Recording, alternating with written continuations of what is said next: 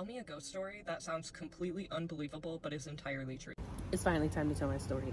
So when I was an undergrad, somewhere around like 2011, 2012, I went to CarMax, bought my first big girl purchase by myself, no co-signer, you know. It was a used car. It was a 2009 Jeep Compass, and I loved that little thing. So I spent all day at the dealership, and it was late at night. I had to drive back to my dorm, so that was like an hour away, right? By the time I get to the free parking lot, it's already dark outside. I reach in the back seat to grab my backpack, and guess what's staring at me? It was a little Asian girl. Scared the shit out of me. I grabbed my stuff so fast, I darted to my dorm room, closed the door, and when I tell you I was huffing and puffing and super scared, because what did I just see? I know I did not see what I know I saw on day one. So the very next day I called my grandmother. This is very important because my grandma is Chinese and Jamaican. Not to mention she's a medium. She sees spirits and she talks to people all the time. So I'm just like, she gotta have something to do with her because those are her people. So I asked my grandma, has anybody in our family lost a little Asian girl like that was like 3 or 4 years old? She says, no, doesn't sound familiar. Why, what's up?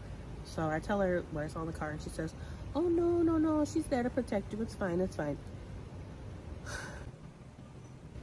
Winter's approaching. I've been walking to work this whole time. Bought a car, hadn't even drove it because I'm scared. Eventually, I talked myself into, okay, just drive during the daytime, maybe talk to her, see if you can get anything out of her. So for a couple months, I tried talking to her, got nothing, no response. She would just stare. She would just sit and look at me. Eventually, I guess I just kind of warmed up to her, like she's just gonna be here. Like I don't know what to do. Like this is still my car. And anytime I would have people in the car, she would just disappear. Like she knew what her role was. Fast forward, and this girl has now been riding in my car for almost 5 years. Still doesn't talk. At this point, I'm in grad school at the Med Center. I'm dirt broke. I'm working multiple jobs, and I'm driving for Uber and Lyft on the side. Right. The last time I saw her was when I was getting ready to go out to go drive. That night, I got a ride request to go pick up somebody from the casino. Turns out it was my classmate from the Med Center. So we're chopping it up in the car, right? I come across this intersection. It's a 4-way intersection, and at the red light, there was an officer sitting there just waiting at his red light. I remember just kind of glancing down, making sure that I was going the right speed limit, and boom, I got hit. It was a big black Suburban. The guy was drunk. And he kept driving after he hit my car, and the only reason why he stopped is because he hit a tree. The officer saw everything happen. It was all caught on the dash camera. I'm gonna just be real with you. That night, should have been dead. Okay. He ripped the whole front end of my Jeep off. It was to smithereens. There was nothing. There was like, I can't even explain. Airbags had deployed. I'd never been in a car accident before, so I didn't know airbags were white. I thought I was in heaven. And I remember being so angry because everybody said when you die, you're so peaceful. I was angry. I was a telephone operator. I was working like 2 and 3 jobs. I was putting myself to grad school, and I was miserable. And I was just like, God, this is how you gonna do me? Eventually, I come to it because now I hear the girl in the back seat of my car screaming, Larissa, we gotta get you out. Larissa, we gotta get you out.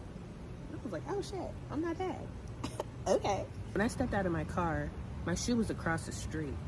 When I tell you I got hit so bad, my car spun across 3 different lanes. The whole front end of my car was missing, gone, smithereens, just smoke. Obviously, the officer runs him down. And then his girlfriend gets out the car. You get off my man. He didn't do nothing to me. He didn't get off my man. And I just remember sitting on the curb like, what just happened? So we start the lawsuit process. Fast forward, about a year later, it's my birthday. Me and my best friend are going to go to the spoken poetry word slam thingamajig. Just because I just wanted to get out the house. You know what I mean? And out of the corner of my eye, I see this guy sitting at a table, and I am so intrigued because I just want to know, what is he doing? He's got like tarot cards. So best friend was like, go talk to him. Like, go get a reading. I said, no. You don't understand. My people are Jamaican. We don't do, I'm not disturbing nothing. Plus, I already know what I know that I don't tell people. So I did this reading with her right by my side because I'm a little nervous. So I sit at this guy's table. He has me hold out my hands. He puts all these little animal bones and trinkets and stuff. And he says, let the pieces fall where they may fall. And he said, by the way, happy birthday. I said, what? How did he know it was my birthday? Oh, I see what you're doing there. I see what you're doing there. It takes a while to evaluate the pieces, and he goes, so there's a lot here I want to talk to you about, but the first thing I need to ask you is, tell me about your car accident. I said, got hit by a drunk driver like a year ago. Yeah, okay, what? He says, no, tell me what really happened. I never told anybody about this. I never told anybody about this. What do you mean? To the best of my knowledge, I'm trying to remember exactly everything. And I tell him I got hit by a drunk driver. He was going pretty fast. T-boned my car, but it only hit the front end of my car. I don't know how it didn't hit me. And he said, so what about the little girl that's in the car? I said, I'm playing dumb. Why am I playing dumb? He knows this stuff. He clearly does. I don't know this man. I've never met him. So I tell him, yeah, okay, there's a little girl that's been in my car for, a couple of years or whatever. He said, do you know that she turned the wheel for you? I said, what are you talking about? He said she cut the wheel to save your life because she died in that car and she didn't want you to die. He's right. That was the last time I saw her. I asked him, can you like give me more information? Who is she? Why was she here? Is she in my family? Like, there was like really no other information. She's not related to me at all. She just didn't want to see me die in that car. So during that reading, he did ask me some other questions and stuff, but he told me, you're a medium and I need you to start acting like it. For the sake of not sounding crazy, I've never told anybody else outside of my mom and my grandma and my family that I be seeing shit, but I don't be saying shit. Nothing, like, it's just normal. But like, I know that you don't talk about that stuff out loud because it freaks out people. How did he know this? I don't know. He said, you have abilities that can put me out of business, and I need you to really lean into that. Well, he's right. I am a medium, and I'm not that great at it. I'm honestly scared about everything, and I do not trust being in the dark. Side note, I've never had anything evil or wicked happen to me. I've always felt protected. I still feel protected. But if you want to hear another story about how I saved my dad's life by telling him he has cancer, let me know. All right, buckle up. We're going to do this in one take. I don't want any part twos. Here's a story about my dad. So the year is 2018. I'm living with my boyfriend at the time, and this one comes in a dream. I have to give a little bit of backstory first. My mom is not going to like this, but whose family is not dysfunctional, okay? My mom and dad have 4 kids. My mom raised us all on her own. No government assistance, no child support, no help, no nothing. I always knew who my dad was. I looked just like him. But there's no relationship there. Forget what happened in childhood. Like, as an adult, there's no relationship. It was so vivid. I can paint everything that I saw. I still remember it like it happened yesterday. I'm in this New York high-rise apartment. Big windows, overlooks the whole city. The sky is like kind of pink and purplish orange. I remember I can smell like cigarette smoke. And I'm sitting at this nice vanity, big mirror. The oak polish was just like squeaky clean. And I'm on this little bench thing, and I'm sitting here with like, there's makeup and jewelry everywhere. And then in the back, I can see racks of clothing and like furs and robes. And whoever's home I was in, lavish. I was having a time. I was playing makeup. I remember looking up. There was a lady sitting next to me. She was so tall. She was just so beautiful. She had these chiseled cheekbones, and like where the blush was placed, I could tell it was a little bit old, like kind of old school. Her hair was like slicked back in a spun. She had these big pearl like clip-on earrings, big pearl necklace. She had red lipstick. Makeup was just flawless. She was just like, she was beautiful. And she's teaching me how to put makeup on. Oh, darling, you put a little bit of that there. And I mean, we were kicking it. Like, I was so familiar with her. I have no idea who this is. She was asking me, so how is your mom doing? I don't know why I answered in current day, even though I was a kid. And I told her, oh, she's good. She has an empty nest. And so, you know, she's just trying to figure out what she likes to do and stuff. You know, but she works a lot. Okay, that's good. Okay, and your sisters? How are your sisters? And I said, oh, they're good. They're married, and, you know, they're doing really good. And, oh, and your brother? How is your brother? And I was like, oh, you know, he's really good. He opened his own business now, and, you know, and I'm just giving her all the information. And she said, oh, and your dad? I stopped playing with whatever was in my hand. I set it down, and I said, oh, he doesn't love us anymore. She looked over at me, and she was just like, oh, no, baby, don't say that. You know that's not true. That's not true. Yeah, but if he did, then he would be a dad. So we're now facing each other, and she said, listen, I need you to do something for me. And I said, okay. She said, I need you to call him. Can you check on him? Can you check on him and make sure he's okay? Why? I spent my whole childhood chasing after this guy who wants no relationship with his kids. Like, what? No. I need you to promise me. Can you check on him? It was her asking for a second time that it clicked. This is not a dream. This lady know me. I need to find a way to get out because now I'm scared. I hop off the bench and I said, I'm sorry, my mom's calling me. I have to go. I reached for the door, like trying to leave. And I said, wait, what's your name? And she was still sitting on that wood bench, and she turned around and she said, oh, Cynthia, darling. I heard the name, clear as day, no mistakes. Her name was Cynthia. I leave and instantly wake up. Nick is right next to me. I'm huffing and puffing. He's like, are you okay? I could smell, I could see, I could taste, I can touch all of the things that were in that. That was not a dream. Something's going on here. Mom, who's Cynthia? I don't know Cynthia.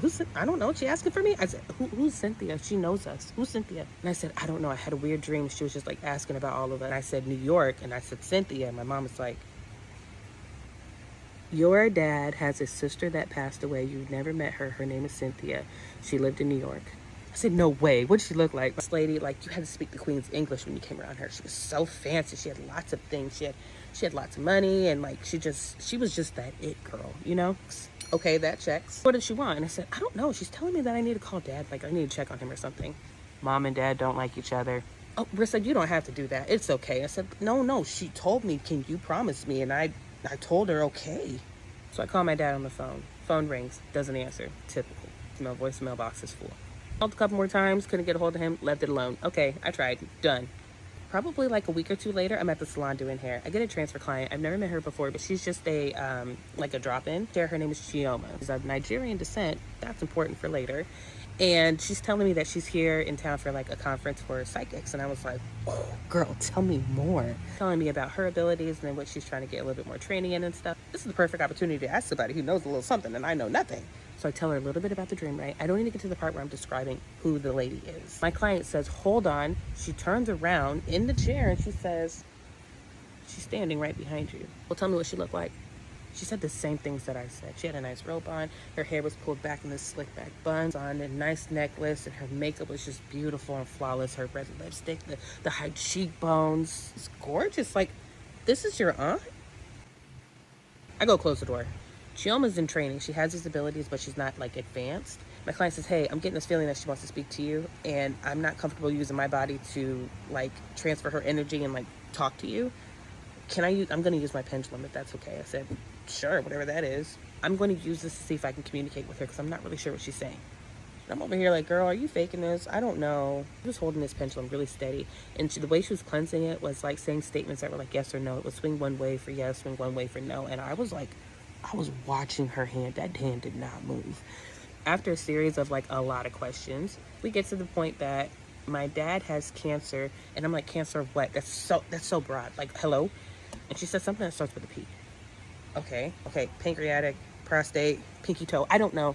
She didn't want to say too much. She was just very insistent that my dad get a full blood workup, a full body workup. Like, he needs to get his shit taken care of. Well, I called him and he didn't answer. I don't know what to do. Okay, so the message is that I need to keep trying. Okay, so side note, my dad is a pretty popular reggae DJ in Florida, calling up different DJs, and they're like, he can't be dead. Finally get back to calling my mom because I was like, okay, listen, help me out. I know you know somebody on that side of the family. Stop playing. My mom gives me the phone number to his uncle and aunt. It's kind of late at night. So, hey, this is Larissa. I'm so-and-so's daughter. Oh, yes, we remember you, the tree girls and the boy. I have no idea who these people are. I have a really important message from my dad. I haven't been able to get a hold of him. Does he have a new phone number? Oh, yeah, he got a new number. Okay, and I realized, oh, wow, I think I wrote the wrong number down. I'll call him in the morning. First thing that happened to me when I woke up was my dad called me. Rissa, is everything okay? Is everything okay? I guess you got to answer the phone like that when you don't talk to your family. Starts asking me like how my siblings doing. I'm like, okay, they're fine. And then I was like, you know what, how are your siblings doing? Well, my brother's still in New York and he's doing blah blah blah. Oh, how's your sister doing? Oh, Rissa, you never met her. I said, yeah, I did. Dad was like, what do you mean? I said, no, I met her. Her name's Cynthia, right? Yes, why? I said, well, Dad, I don't want to freak you out, but she came to visit me and I got a message for you. Rissa, what are you talking about? I've never even seen a picture of this woman, mind you. I said, Dad, to show you I'm not playing around, like, let me describe to you what she looks like, what her home looks like. He got so silent on the phone. He said, I could cry right now. I miss her so much. Dad's telling me she used to do pageants and she owned a women-owned consulting firm in New York. She had partners with CNN and NBC, and she did have all the robes and the cars and she had everything. She was that girl. I don't deliver news well. I just ripped the Band-Aid off. I said, listen, she thinks you have cancer. She said something that starts with a P. I don't know. And he said she died of pancreatic cancer. This call was on the weekend, so my dad was like, okay, I need to go to the emergency room then. And I said, no. Because what are you going to do? Walk in there and be like, my daughter had a message from my dad's sister that she thinks I have. Just make an appointment with your PCP and get the work done that you need. I don't think an emergency room is going to do what you want. He says, okay. Now he's like reminiscing about good times and telling me so many stories about her on the phone. And I'm just like, wow, this is so nice. My dad's actually talking. And we don't have a relationship. So, this is new information. Anyways, so Dad finally gets the blood work. The blood work shows there's some elevated levels going on in his pancreas, some little funky stuff. And the doctor was like, hey, I need to send you out to a specialist. Specialist is like, wow, and you feel fine? Specialist tells him, hey, that's stage 3 pancreatic cancer. It's not quite left the pancreas yet. And it's in an area where they're able to cut it out completely. The doctor is shocked. Dad is shook. I know. So during this time, the communication has increased. And now my dad wants to know, hey, can you contact my sister again? I want to see how my parents are doing. And I'm like, sure, whatever. So I called the client, was like, hey girl, let me do your hair for free if you can do me a favor. She said, yeah, sure, whatever. At this point, Chioma has gone through the training to allow her body to be used so she can actually speak. And I was like, okay, that's cool. I do her hair and we sage the room. My dad has an Android, so we couldn't do FaceTime. Boo, Android. So he was on speakerphone. Chioma calls in for my Aunt Cynthia to please be present. I'm in the back. Chioma is Nigerian, so there's no way she would have a Jamaican accent, right? Full Jamaican woman comes out. Insert name here. I come and visit you, but I can't even visit you. You're so fucked up. You got things going on. You lay all these seeds, don't take care of none of your kids. My dad don't want to hear about none of that. Change the topic. How are mom and dad doing? They're fine. They're fine with me. You don't take care of yourself, you're going to be right here with us. Got these 3 beautiful girls and your son. This one here look just like you. It's a shame. Oh, it's such a shame. I guess she left him in charge of doing some other things that he did not do. And she was upset. She was really upset about that. But her main point was that he needs to follow through with the surgery and then take care of himself a little bit better. And at the very end, she started chanting, take care of your kids, you're going to need them. Take care of your kids, you're going to need them. And she kept getting louder and she said, that's it. And left. My aunt left. Chioma comes back. She says, hey, this is dad. I'm so sorry. Like, she's a little abrasive. Like, I didn't mean to yell at you or anything. And he said, no, that's her. That's her. He ends up getting the surgery. He calls me back, like, I don't know, maybe like a month later, and tells me, hey, I don't want to worry you or anything, but I got the surgery. Everything is fine. And I was like, yeah, I know. And would you believe it? The phone call stopped. My dad went ghost again.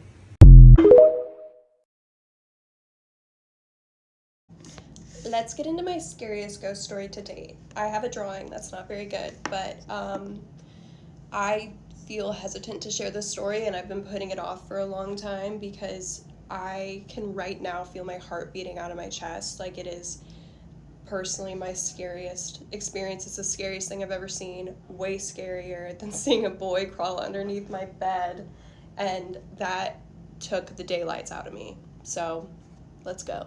So to set the scene, I'm probably 21, 22, living in a house with a handful of people. There's 4 bedrooms in the home, and not that that really matters, but upstairs there was 3 bedrooms. And I had the corner bedroom, so it's like an L-shaped hallway, and at like that corner of the L was my room. So when you would open the door, you would look down a hallway towards the kitchen, and to your right was the bathroom, and if you looked to your left, the hallway went on, and my roommate's bedroom was right there. So the night that this took place, that roommate on my left side, she was staying at her boyfriend's house, and she always left her door cracked for the cats to come in and out, so that was very normal. So it was probably like 3 a.m. when this occurred. I was in the middle of a semester of school. I was staying up to like 3 a.m. to finish homework or work on projects or whatever, and I had to go to the restroom. So I left my bedroom to walk 5 feet to the left to go to the bathroom. And it was the middle of the night, everyone's asleep, so when I opened the door, the light from my bedroom cast a light out into the hallway, and I was walking straight to go to the bathroom, and to my left, I saw a movement. I expected to look over and see a cat, and I did not see a cat. The only way I know how to describe what I saw is a walking corpse. I know that sounds crazy. I don't know if you can see, like, this story, but so I look over, and I'm probably like 3 feet into the hallway at this point, and I see this figure, and I turn my whole body to look at it. I'm completely lucid, completely awake. I'm not on anything. I haven't been drinking, smoking, anything like that. And I am staring this figure in the face.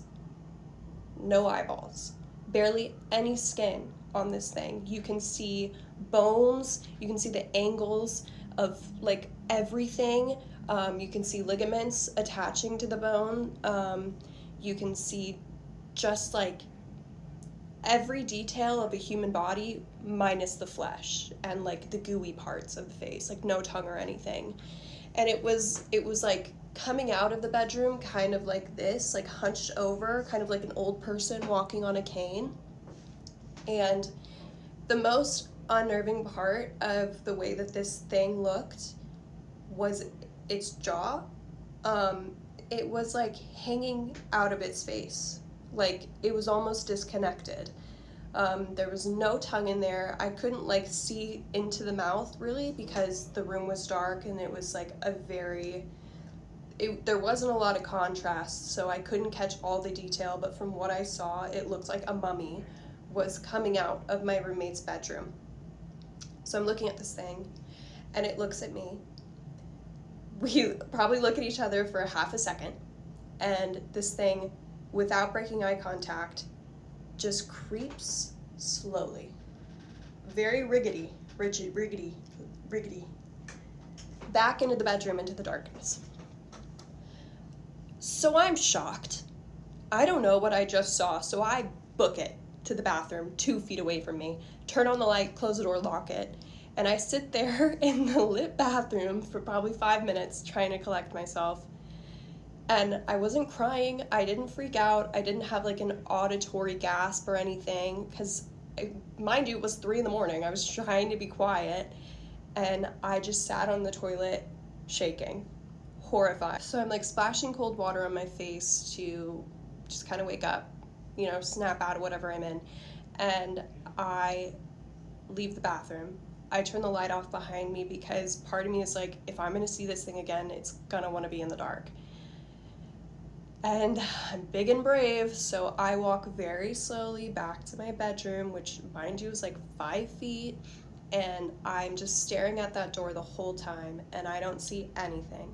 I see nothing. I don't even see the cats through the bedroom door. So to me, I'm like, the cats aren't even in there. Like, where is everything? And I close my door behind me, and I don't know if I slept that night. I don't know if I slept well whenever that roommate wasn't home ever again. Like, I know when she was there, I felt comfortable. It was like there's a living person in that room, but when she wasn't there, something just felt off. I felt like I had discovered a secret I wasn't supposed to know about, and I never told any of my roommates about it because it felt like such a cruel joke to be like, hey, I saw a corpse walking through our house the other night. But so I drew a picture, and here's the picture.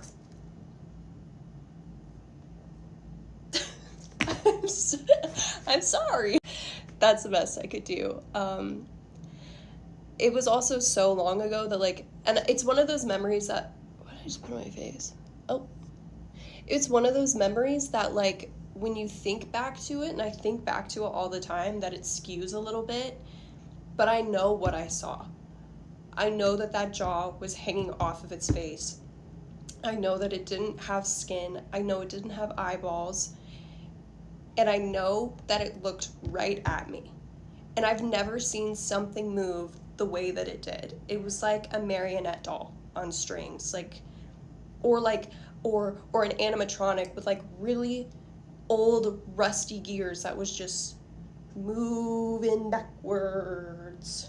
And that story is one that I really don't like telling. It's a great one because it's a scary one, but it genuinely still sends chills up my body. I'm nervous telling it online because it almost feels disrespectful, not only to my roommates who I lived with, who I know a couple still live there, but also to the figure, because part of me believes that it is the figure of the woman that used to live in that home before it was bought, and then, me and my friends lived in it. And I think the woman who we all collectively would see or have separate experiences with, I think that was her. And it just felt like she couldn't leave the place, and she was ready to die there again. And I don't know if she died there to begin with. I've never known that. I have no explanation for what it was.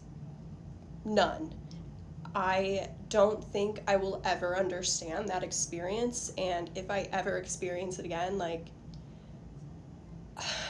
honestly, I hope I don't. I hope I never see something like that again. That is one story that, if I really want to stay awake at night, I can just relive that over and over again.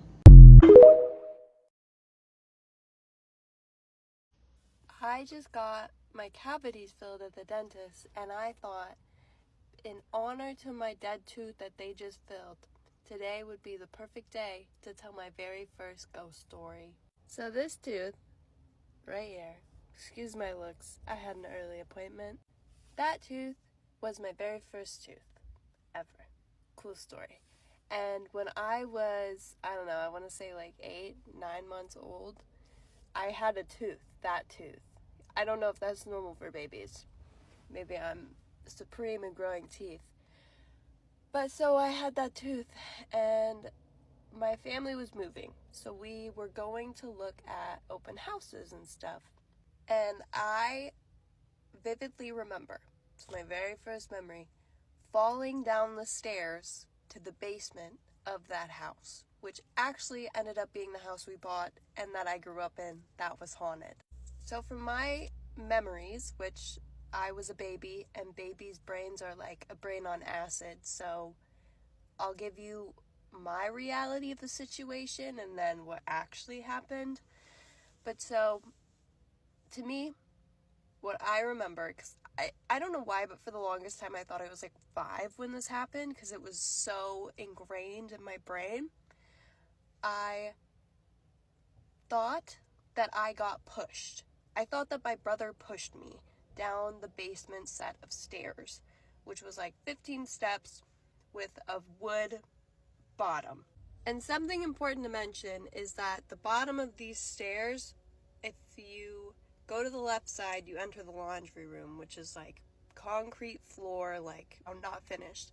The right side was like the part of the basement that was carpeted, had a bathroom, whatever. So I remember being pushed down the stairs, falling, and when I hit the bottom of the stairs, I'm sobbing, my tooth is knocked out, I'm laying in my puddle of blood, which to me was like a puddle, but my head was like this big, so the puddle was probably like this big. My head is facing the left side of the basement, which is the laundry room, and I swear to you, I was looking up at a man who, I mean, I was a little teeny tiny thing, but maybe like 5'5", just a black silhouette, and the face was just like pale white. And I remember seeing the Scream movies when I was older and being like, that kind of looks like that thing that I saw that one time. But it's not exactly like that, it's just similar. And I remember looking at this thing while I was just sobbing, and I was alone. It was me and him, and it felt like an eternity. And then my dad came down and got me because my whole family apparently was out on the front porch. They thought that I was with them. They thought their little toddler was with them, but my ass was just wandering around the house. So what really happened was I was alone in the house, and my parents and my siblings were on the front porch with the realtor agent. And that doesn't mean my family's bad. It doesn't mean they neglected me or anything. I had just toddled off, and that's something that I still do to this day. It's just, it is who I am. So I toddled off and I was alone. No one saw me fall.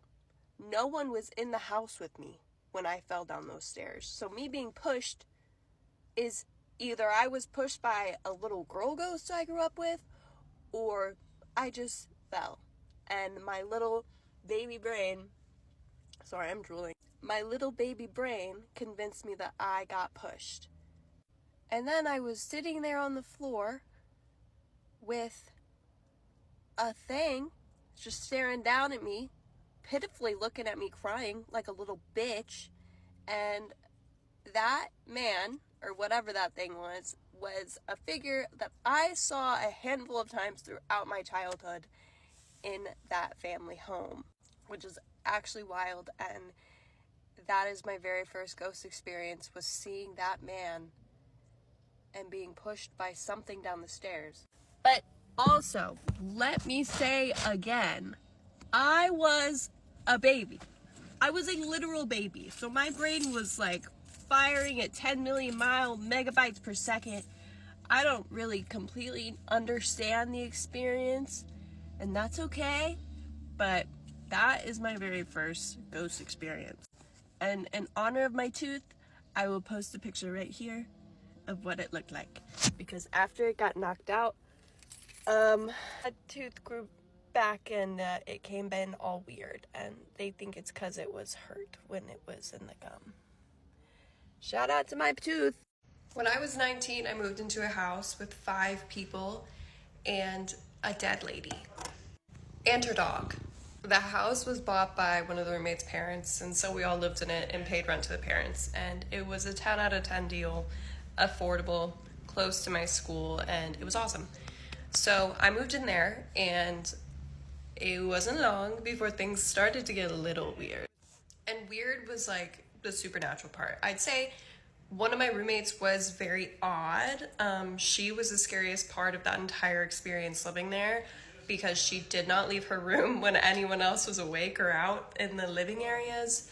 And if she did, she would only do it at night and walk around with a flashlight.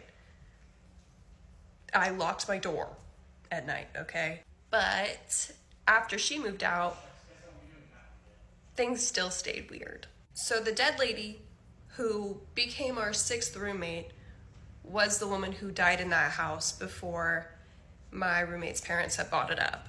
And I'm 100% sure her dog died there too. All of us would see and hear this woman, even the roommates who like weren't super in tune with anything. And so there was one time, I'd probably been living at the house for, I want to say like a year at this point. And I was in the living room with my roommate, middle of the day, and I said out loud, I was like, I've never been in the attic before. I think I want to check it out. Immediately, we heard a huge bang come from the attic. Never before had either of us seen that or heard that. Never again did we. Because guess what? I never went in the attic. That was a big no. The way that she mostly manifested was her feet, which sounds crazy, but you would see like from her mid-calf to her feet, like an apparition that would just like fade as it went up, almost like a nightgown that just would like fade into oblivion. You would see that in doorways, and specifically the doorway that you would walk through to get to all the bedrooms. And I cannot tell you how many times I was just walking through the house, like turned off the kitchen light, went through the living room to go to my bedroom. And as I was like looking up to go through that doorway, I would just walk through this woman's feet. You would see them and you'd walk through them, and it was like dust just evaporating. And I always felt really bad when I did that. So I always said, sorry, my bad, didn't see ya. You know, we just treated her like another person in the house. She didn't bother us. I didn't bother her. There were times where I would come home after work or return from someone's house, and my roommate would be in the kitchen, and she would look at me and she'd go, when did you leave? And I'd be like, I haven't been home all day. And she'd be like, what do you mean? I heard you in your room talking to someone. No, you didn't. But so we figured out that that roommate was hearing this woman call someone's name over and over and over again. And the name that she was calling was the name of this deceased woman's sister, who is still alive, I'm fairly certain. But the roommate whose parents bought the house knew a little bit about this deceased roommate's history and her like family tree. And the name that we were hearing, I never heard it personally, but the name that was being heard was the sister's name. And she was calling out to her sister, and my roommate just thought it was me. It wasn't.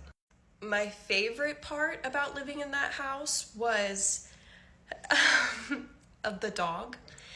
We didn't have dogs in that house. We only had cats. And you would think, oh, cats, they ward off spirits. Bad spirits, not all of them.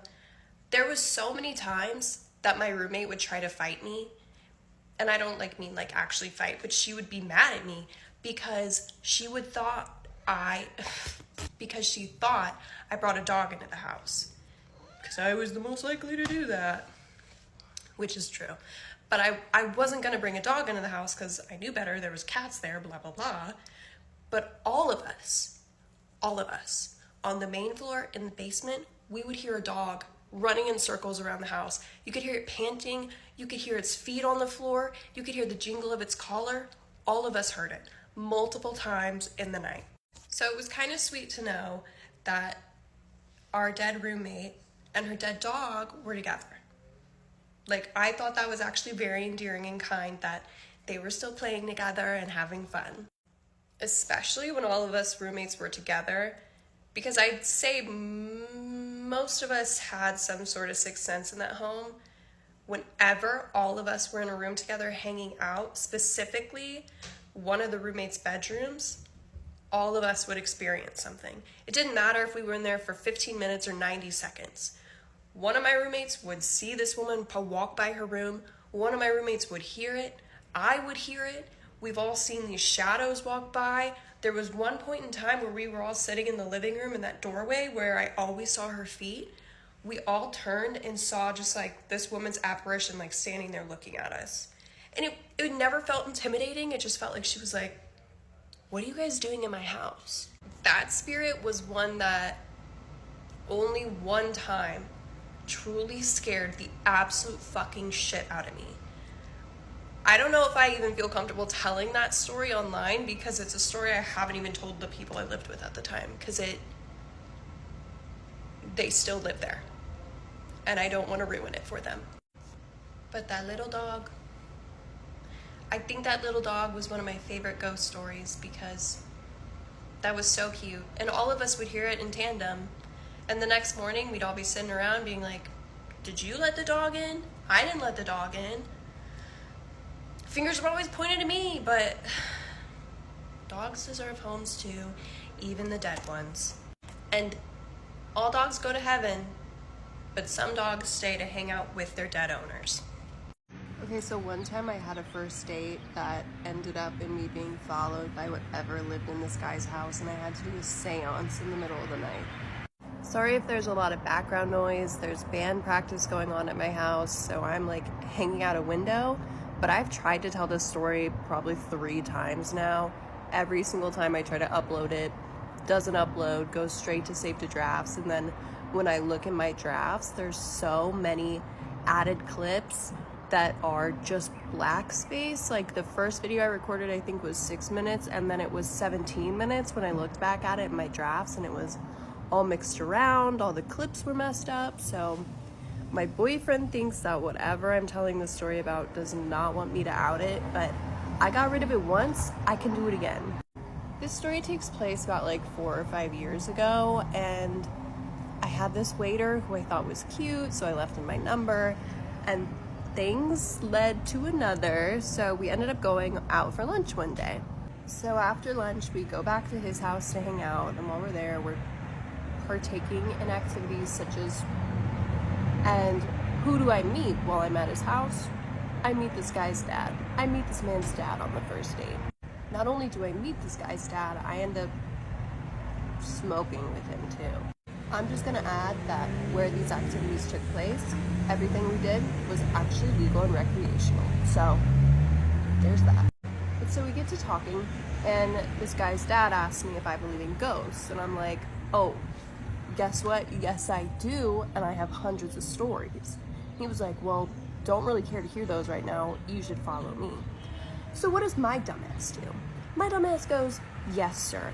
I follow this man I just met to the back of the home of this other man who I barely know. And they're trustworthy people. It's all fine, thankfully. But so he walks me up to a bedroom, and he says, go in there. I want you to tell me what it feels like. The amount of red flags at this point I was conscious of, but in my head I was like, I'm gonna do it for the story, all right? I'm gonna tell the girls about this one. So I go into this room, and it feels like I am 10 feet underwater. As soon as I cross the threshold walking into this bedroom, I can see that there's a fan in there circulating just like that, but there's no movement at all. It feels stale, it feels crusty, I feel icky, I feel heavy, I feel ill, nothing good. I immediately start to like get clammy and claustrophobic, so I step out and I tell him, I'm like, what is that? And he goes, it's the attic. So I look, and yeah, matter of fact, there is like a latch up to the attic in that bedroom, and I'm like, why don't you like seal it? And he goes, no, it's not because the attic's in there, it's what's in the attic. He goes on to tell me that this bedroom was one that he was staying in, but he had to start sleeping on the couch permanently or set up another room in the other guy's bedroom because he could not sleep in there. He thought he was gonna die. He was having dreams of being choked. He was waking up suffocating. He would wake up to a tall figure standing over him, and he just got sick of it. So he dipped. And by dipped, I mean moved 10 feet out the room. He could only be in there for a couple minutes at a time, and I was in there for maybe 90 seconds, and I never wished to ever go back in that room again, and I never did. So the rest of the afternoon, we are just sitting outside talking about his encounters and like what's been going on, other things that we've both seen, and I just really cannot shake that icky feeling. Like, it just will not go away, and dinner time rolls around and I get out of there. All right, like, cool first date, I had a really good time hanging out with your dad. So I go home, carry on as usual, make dinner, whatever, go to bed, and still just feel gross, still feel claustrophobic in my own body, icky. I don't really remember what I ended up doing that evening, but I do remember having a very hard time falling asleep. As soon as I tried to fall asleep, it sounded like things started to move around the house, like objects or people or whatever, and I knew at that point, like, all my roommates were asleep. Like, I lived in a house with 5 different people, and there's always quiet hours, and it was quiet. So I try to ignore it because I just think it's one of my roommates moving about the house, like, whatever. And no, it doesn't cease, it doesn't go away, and it doesn't sound like anyone is outside of their room moving around. It doesn't sound like crashing from other rooms, and I kind of start to realize, oh, that's coming from my room. That's why I can't sleep. That's why I haven't shook this icky, gross-ass feeling, is because something is in here with me. So I just sit there and listen to it for a little bit, because I am just hoping that whatever it is goes away. Like, that house, everyone, all the roommates, we had stories there, but it was really persistent, and that just wasn't a normal occurrence there. So I sat up eventually. What the fuck did I see when I sat up? I saw like a 6 to 8 foot figure. I don't know, I was laying down just in my room. And when I say figure, I mean like a tall, dark shadow silhouette. No features, nothing. But I could see like the contour of its head turn to look at me, and that's when I knew, oh, I've been followed. Whatever this thing is attached itself to me because it knew I could sense it, and I don't know, maybe it just wanted to check out where I lived, but one way or another, the reason I couldn't shake that feeling is because I didn't shake it. It latched onto me. What I do next, I do not offer as professional advice. I did it because I didn't know what else to do, and I had just bought a bunch of these candles that I was like, oh, perfect, I'm gonna use these. So I got these candles, and they're called protector candles. They were called that based off of the herbs that they used to make them. Don't know what the herbs are. I got them from a store called Aquarius in Kansas City, and the only reason I picked them up was because they smelled like my grandma. And I was like, this is gonna be a great gift for my family. They smell like grandma. So shout out to Grandma Helen. She was looking out for me. So I just have a bunch of these candles. So I set like 5 up in a circle, and I light a stick of Palo Santo. And mind you, like, this thing is in the corner of the room this whole time I'm doing this, and I'm scared, but I am also hyper aware of the fact that, like, 9 times out of 10 you tell something to go away, it will. This one didn't want to leave, but I don't know, I was just feeling really bold. I've seen a lot of people comment that I'm white. I'm white. I'm so white that, like, I'm convinced I could get in a fist fight. I couldn't. I'm hyper aware of the fact that, like, I won't survive most natural disasters, but I'll put up a fight, why not? Anyway, so I set these candles up in a circle, I get a stick of Palo Santo, light the stick, I do a little cleansing myself, I very slowly move around the perimeters of my room, bless my room, I make a statement saying, like, only positive energy in this room, only my ancestors are able to come in here if they are acting as guidances, and that's not a real word, but so I just make these statements that, like, if you are a negative spirit, you gotta go. I still hear stuff like shifting about my room periodically as I'm doing this. So I use that stick and I light all of those candles that are in a circle, and I sit in between all those candles in the circle, and for the next, like, I don't know, 30 minutes, I just sit there and say these chants over and over and over again. If you're a negative spirit, you cannot stay here. I know where you come from. You must go back home. You are not allowed to be attached to me. I do not permit you into my life. I do not permit you access into this space, access into this home. You are not allowed to disturb my roommates, blah, blah, blah. And I do that until I stop hearing things shift around the house. I didn't really know when I stopped, but I know I stopped when things settled down. And I just blew out all the candles. I said one final statement, and I took my ass to bed. Lo and behold, next day, nothing. I was able to sleep easy through the night, and I never saw that thing ever again. Never went back to that man's house ever again. And yeah, that's how I do a seance from a bad first date. It worked for me, but yeah, that was a tough first date. So that was one of my first dates. Love to know about yours.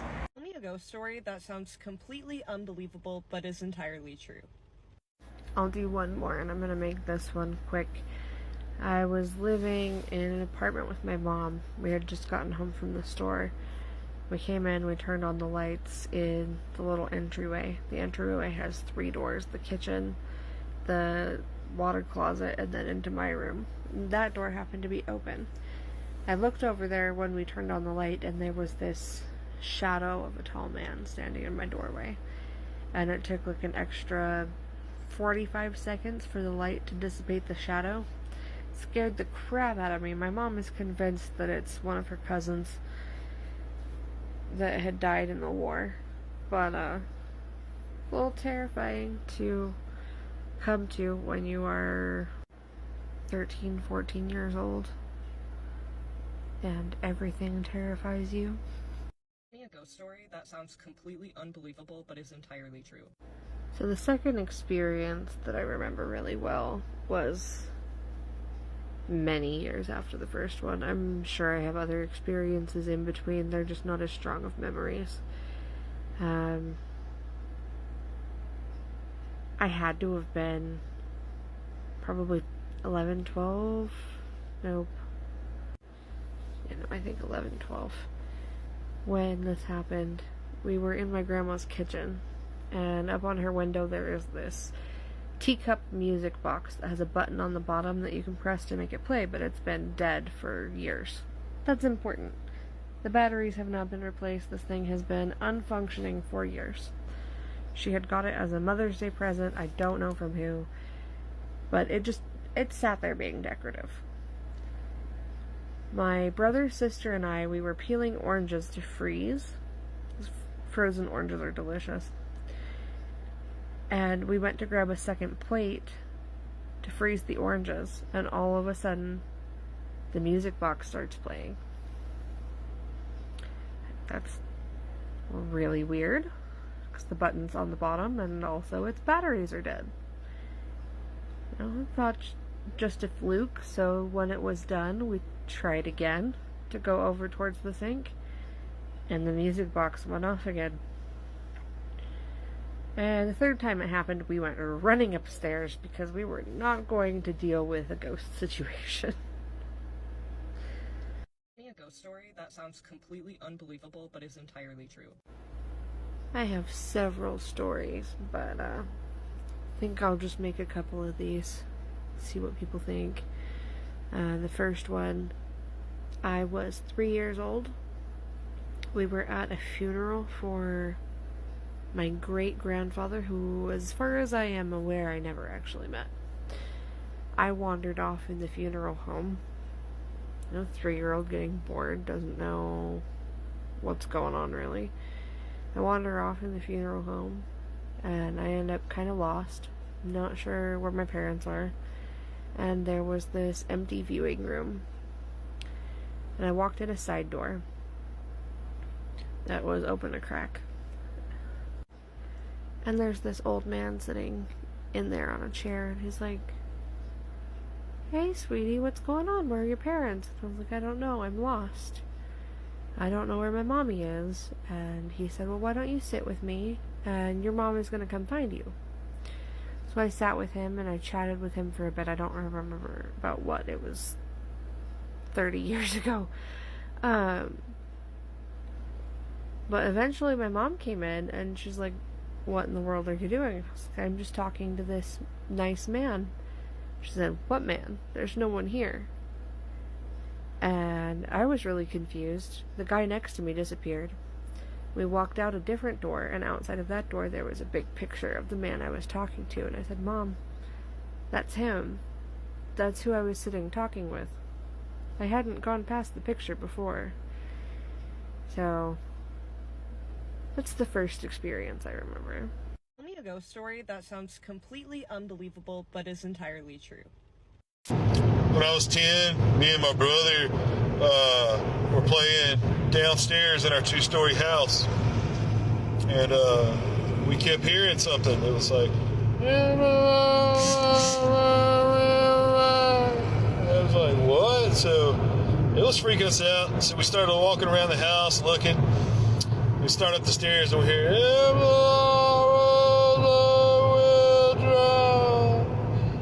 like, "Do you hear that?" And like, we're together, so we're a little braver than if it would just been either one of us alone. So we start up the steps a little more. "Yeah, the log rolls over, will drown." Little closer. "If the log rolls over, we'll drown." The closer we get to the bathroom, and all of a sudden, guess what it was? 2 ants sitting on a turd. Tell me a ghost story that sounds completely unbelievable but is entirely true. Ghost stories and the idea of echoes through time. So,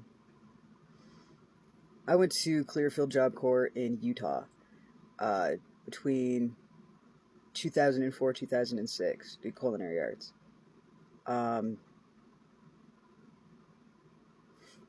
Through a series of events, I ended up in what was known as E Block.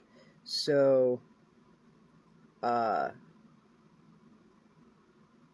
the time, I was an officer of the female side of the dorm, and there were 2 girls in one of the rooms on the left-hand side, and that was it. Like, there wasn't anybody else on my side. On the male side, there was a few rooms that had different people, that had, maybe like 30 people on that side of the dorm. And so we're hanging out in the RA, our residential advisor's office, and we're like, it's me and the other officers, the other guy officers from the other end of the dorm, hanging out with the RA, and we're just having fun, joking around. And I was like, oh, like, I remembered something where I was like, this is funny, it pertains to whatever we were talking about, but it's in my room, which is on the other end of the dorm. I'll go grab it and bring it back. It'll be funny. So I get out of the RA's office, which is in the very middle of the hallway. This is like a loading bay that had been turned into rooms. So like the length of like a bay. So I'm in the middle of it. I have to get to the other end of it. And I take like 3 steps, and I get that feeling of like, there's somebody watching me. The only people that are on my side of the dorm are these 2 girls that are in this room on the left-hand side. And they're asleep. Like, they've been asleep for hours. And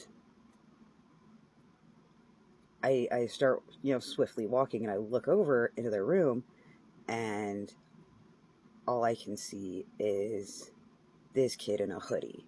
And, like, I can't see the face, but I can see that it's, like, a very masculine stature. And I'm like, these girls don't look like this, and they don't have this hoodie, man.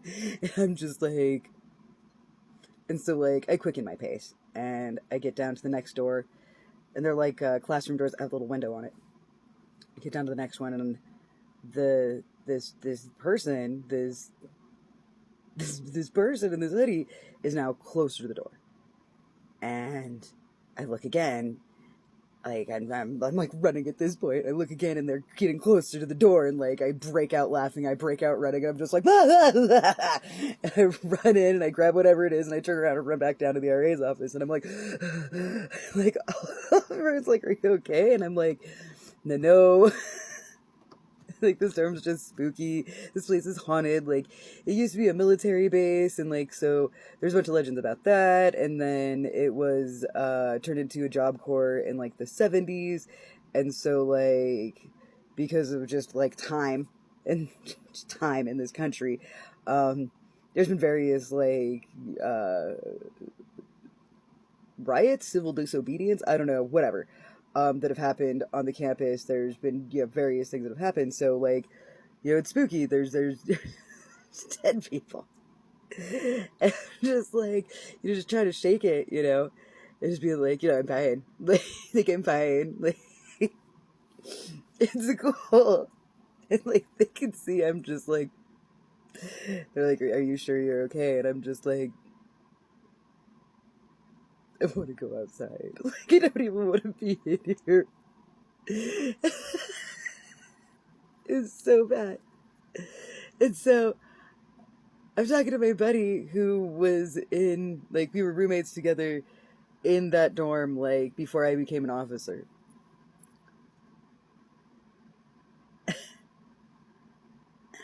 And she's telling me this story about how she was in the dorm, I don't know, and she heard somebody running down the hall at her, and I'm just like, what if you got an echo of me running through the hallway before I ran through it?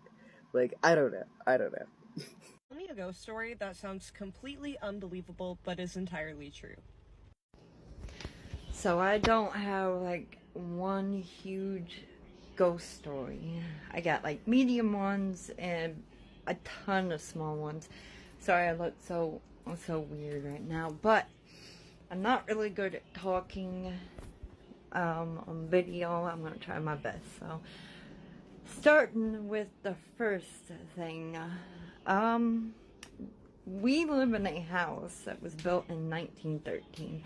I lived in it since I was 6 weeks old, because my grandparents adopted me at that age. And from reports from what they told me back when I was that small, they said I would refuse to sleep in the room I currently sleep in now, and I would only sleep in their bedroom in the crib. I would cry my eyes out anytime I was in my bedroom. And so they had me sleep in their bedroom. Well, growing up, that became the opposite, and their bedroom scared the heckies out of me. But it wasn't until I got older, though, until that happened. I would sleep in their bedroom up until I was like 11 or 12, which is very dramatic for a kid that age to do. Sorry, my son came in. But yeah, for an older kid like that, that's always strange, sleeping in your parents' bedroom. But they didn't think anything of it, because they've had their own paranormal experiences also in this house. So they thought it was like the best course of action. But then all of a sudden I became scared of their room and started sleeping in my room, and that's what I currently sleep in. And my husband has had paranormal experiences in my old parents' bedroom, including walking on the walls, like someone like literally walking up and down the walls and the ceiling, and seeing things in there, people that are not any of us, just weird things. But right now, I'm just talking about the house in general. Well, I've always been afraid of the basement. So back when I was around 10, I started doing laundry. That's where the dryer and the washer is. And you would have to go downstairs and do it. It's like at the far very end. It's a dirt basement, completely dirt. And, sorry, that's my son.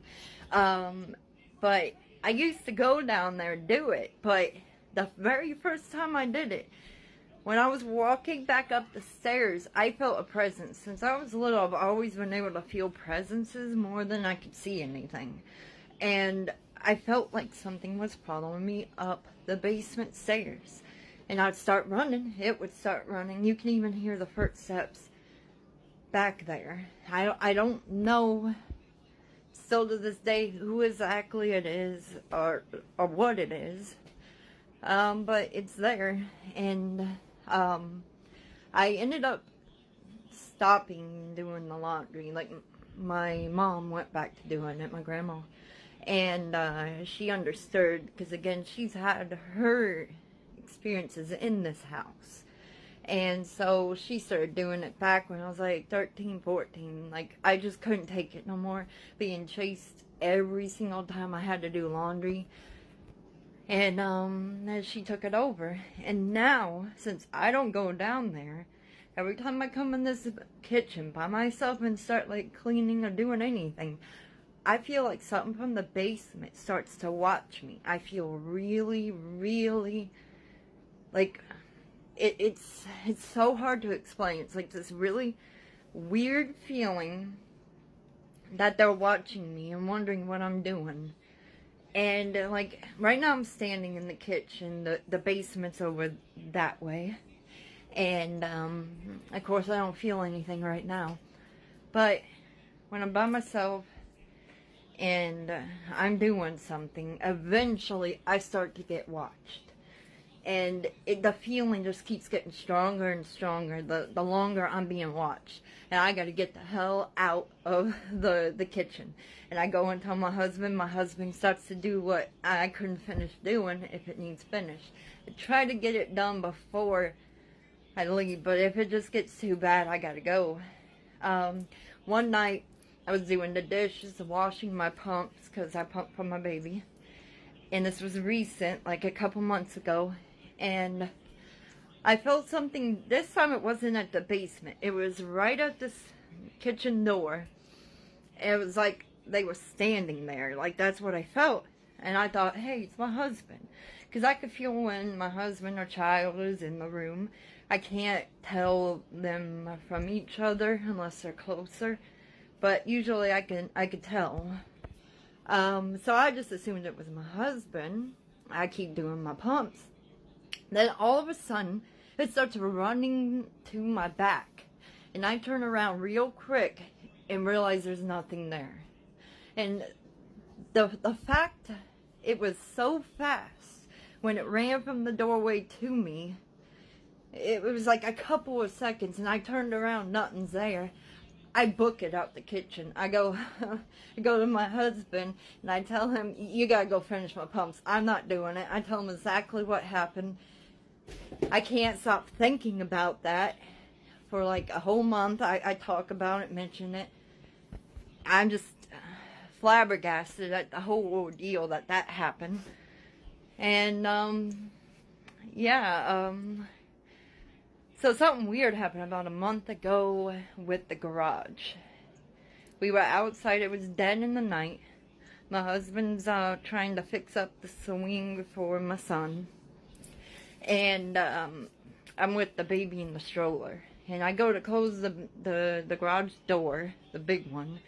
And because we're about to go back inside, well, at least me and the baby were. The baby was getting a little fussy. So I press the button. It does not move. I press again. It starts to move. Starts to go down.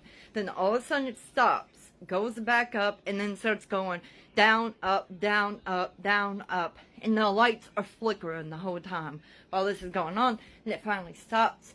And I looked to my husband. I'm like, did you just see that? And he was already walking towards the garage at this time. So he saw the whole ordeal. And I press the button again. It goes down normal that time. We go back inside. He tells me right before that happened, the reason why he was walking up to the garage is because when the wind blew, he heard somebody whispering into his ear. Like it was like they were right there whispering in their ear. And he heard some superstitions about that, saying something bad was going to happen. Like if he didn't get back inside or whatever. I've never heard it, but he has. So he was going to tell me to get the baby and me inside. And thought that was really weird how the garage happened to do that at the same time as after he heard that. And the other weird thing is we have a street lamp that my dad / grandpa put in when I was real young, because it gets super, super dark back there. It went out that same night, sometime after the garage thing happened. The light bulb blown or something. I don't know, I think it went out. Like, it has not been replaced since it's been up there. It's been over like a decade or whatever. I don't know exactly how long, but they came out and recently replaced it with a yellow light bulb. But, yeah, this happened a month ago. I have so many other stories. Like, the only apparition I've ever saw in my life was an old woman floating in midair in my room. But that was back when I was like 14, 15, and like I never felt any what can I say, like negative feelings towards that. Only whatever's in that basement. But right before that happened, there was a knock under the floorboards, which is a crawl space under my room, and the radio wasn't working, right? I was trying to find a channel that was working, and something told me to look to my left. I looked, and there she was, white long hair, white nightgown, floating in the air, and we just stared at each other for like 5 seconds, and she just disappeared. I was like in shock. But yeah, I came to the end. If you want to hear more, let me know.